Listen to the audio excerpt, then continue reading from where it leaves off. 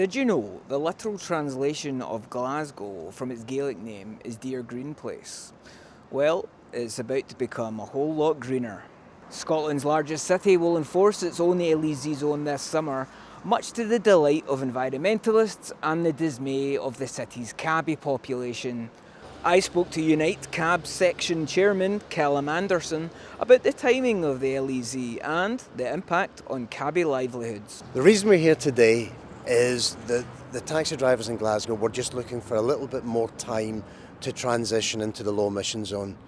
Glasgow is the only city in Scotland to put such a draconian time limit on this. From the 1st of June this year, they want all vehicles, taxis to be compliant for getting into the city centre. The rest of the cities in Scotland have been given till at least 2024. We've been given till June 23. While we all want clean air, I've no doubt about that, it can't be at the cost of jobs and livelihoods, and that's exactly what this is doing. And it's livelihoods way beyond the taxi trade.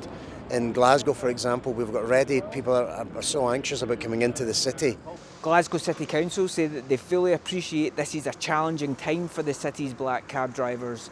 A council spokesperson said, "Considering the delay in the original timescale due to the pandemic, it's reasonable that Glasgow enforces the LEZ at the earliest possible opportunity to help bring down pollution levels to a more acceptable level."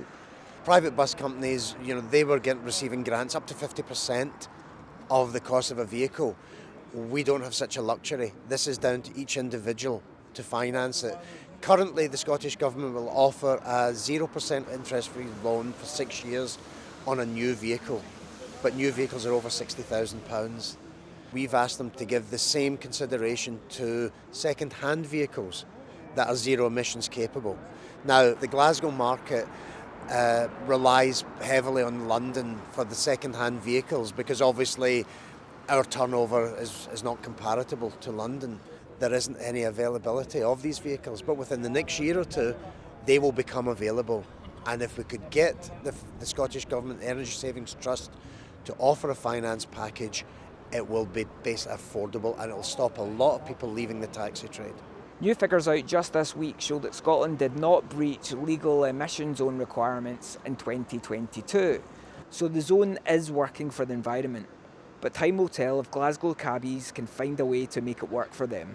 Tony McGuire with GB News, Glasgow.